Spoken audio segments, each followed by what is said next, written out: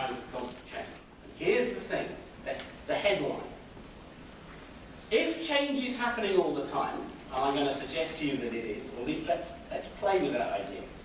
If change is happening all the time, then the simple way to change is to find useful change happening already and amplify it.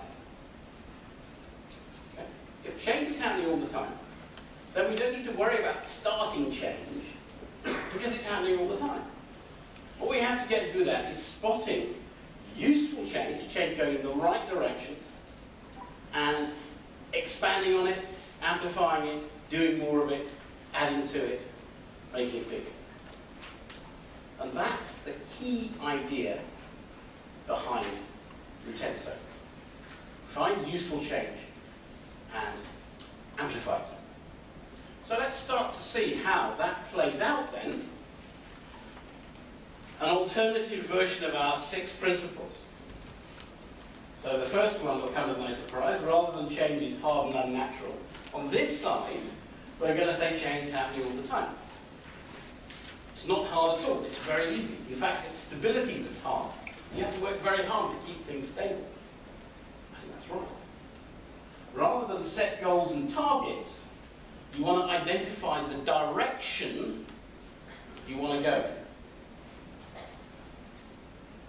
Not a goal, but a direction. And I'm going to go through, this is kind of big picture description. I'm going to look at these in turn in a moment and give you some examples and some possibilities around this. Rather than identify and analyze the problems, we're going to be looking for what's working, not what's wrong. And there's lots of ways to do that. Surprisingly productive strategy. Why do we not do more of it? Rather than having huge plans, we're going to have small actions to start things quickly. This is an amazingly powerful and simple idea. When things are tough, find a small action that we can all agree to. Even if it's only for the next day. Because change happens, things move on, relationships build, and we come back tomorrow and things are different, somewhat. Rather than trying to eliminate uncertainty, we'll accept it happens. And we'll say difference is not an embarrassment or to be driven out, as W. Edwards Deming would have said, but difference is useful. We can use it and learn from it. Difference is natural. And finally, what's the role of the leader? It's not to drive and exert, it's to host and enable, to bring people together to an end that helps lots of interactions happen that bring that end about. Okay, so this is big picture, and we're going to move on now to look at some of these points in more detail, and I'm going to give you some specific examples from my own experience about how to do this and what it means. There will, of course, be time for questions at the end. All right, so we're going to be coming back to this diagram during the talk, and I want to explain how it works. Time is running from left to right on this diagram. So here we have the past. In the centre we have the present. Here on the right we have the future. And let's say that our organisation that we're working with is here, now, where this dot is. Now first of all, let's say that we're trying to fix a problem, and I'm not against problems at all. I think problems happen all the time, and we need to deal with them. The question is how. So one way to start dealing with the problem is say, what is it? What's the problem? Let's look at the problem. That's the problematic past. And implicitly, every problem has a matching dreaded future. The dreaded future. This is the future that comes to pass if the problem goes unaddressed. The future we're trying to avoid. That's why we're taking action. We don't want this. Okay, it's good thinking.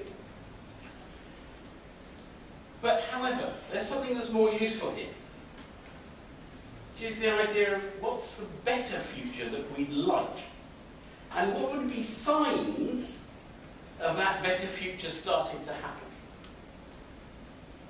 In my work, we call this the future perfect. It's not a goal, it sets a direction. And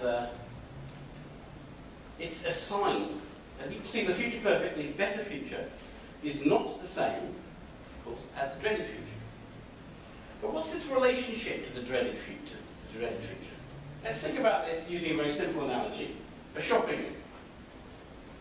You're familiar with this kind of shopping list, I'm sure. Go to the supermarket, take a piece of paper with us, milk, apples, eggs, etc. How much sense would it make to go to the supermarket with a list of things that you didn't want? What happens? We go to the supermarket with our list of things we didn't want. No milk, no apples, no eggs. But now, the supermarket has 50,000 items. And now we still have to choose. Do we just buy the other 49,994 items that weren't on the list? No, that would be stupid. The list of things you don't want is useless in defining what you do want. That's my first point. And we do all this analysis of what's wrong, we're becoming experts in what we don't want. And the first message for tonight, and this is surprisingly practical, what's wanted is not the opposite of what's wrong. In problem-solving thinking, we think that if we can understand what's wrong, we'll be able to fix it, and then things will be right. But I don't think the relationship is like that. They're two independent things. The axis that we see on the diagram, oops, excuse me, scroll back here. The axis on the diagram of the problem and the axis that's starting to build of the solution, these are independent things. Understanding one doesn't help you understand the other. And so what we're going to find gradually is this problem axis is going to be a bit of a distraction in the end. And the solution axis that's starting to build up will be much, much, much more useful in the same way that going to the supermarket with, with a list of things that you wanted is. Here's an example. This picture represents a lady who came to our organisation a long time ago when we were just experimenting with this approach. She's a manager, a relatively senior manager in a big corporation in the United Kingdom.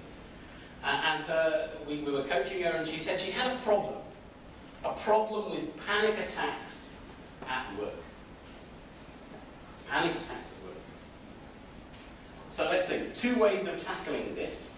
Of course, we acknowledge that it's tough to have panic attacks and so on. If we were taking the analyse the problem, become an expert in the problem route, we'd say something like, wow, when do you have panic attacks? What causes them? When do they start? What makes them worse? Yeah. We become experts in how she has panic attacks. That's not the way. That's a list of things she doesn't want. Becoming expert in things she doesn't want. So instead, we said to her, okay, you don't want to have panic attacks, what do you want? She said, I want to be calm at work. We said, excellent, very good. You want to be calm at work. And now we have a topic, a project, which is not about stopping panic attacks, it's about being calm. And so we can say to her, well, please have a think about this. When are the times at work when you're always calm and you never have panic attacks? And she thought quite a long time about that, because nobody had ever asked that before. They only asked about the panic attack. And she said, okay, in the end there were 3 kinds of time when she was calm at work. Firstly, when she was eating. Secondly, when she was on the telephone. And thirdly, on Thursdays. And we said, Thursdays? What happens on a Thursday? And said, on Thursday, I don't have lunch in my desk. I go and meet my friend who works in the office building next door, and we walk down the park together and have a chat.